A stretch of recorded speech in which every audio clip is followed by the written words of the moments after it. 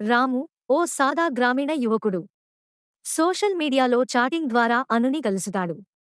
మొదటిసారిగా ఒక అమ్మాయి తనపై ఆసక్తి చూపడంతో అతడు ఉత్సాహపడతాడు. రోజూ గంటల కొద్దీ చాటింగ్, ఫోటో షేరింగ్, చిన్న చిన్న వీడియో కాల్స్. ఇలా వారి పరిచయం రోజురోజుకీ పెరిగిపోయింది. చాకచక్యంగా మాట్లాడుతుంటుంది. నువ్వే నా ప్రపంచం రాము అంటూ ప్రేమగా బంధం పెంపొందిస్తుంది.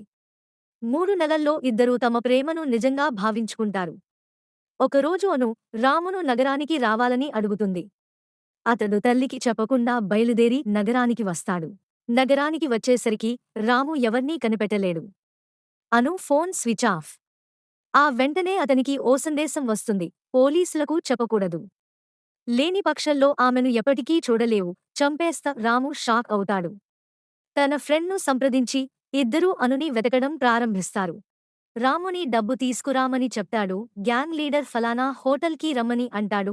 అప్పుడు రాము డబ్బులు తీసుకుని హోటల్కి వెళ్తాడు. అప్పుడు రాముకి అర్థమవుతుంది, అవును నన్ను మోసం చేసిందని. గ్యాంగ్ లీడర్ డబ్బులు తీసుకుంటాడు. అప్పుడు అను రాము మీద ప్రేమ పెరిగి తన హృదయం కరిగి గ్యాంగ్ నుంచి రక్షించాలని చూస్తుంది. అను మొదట డబ్బు కోసం రాముని వాడాలని గ్యాంగ్తో కలిసి పనిచేస్తుంది.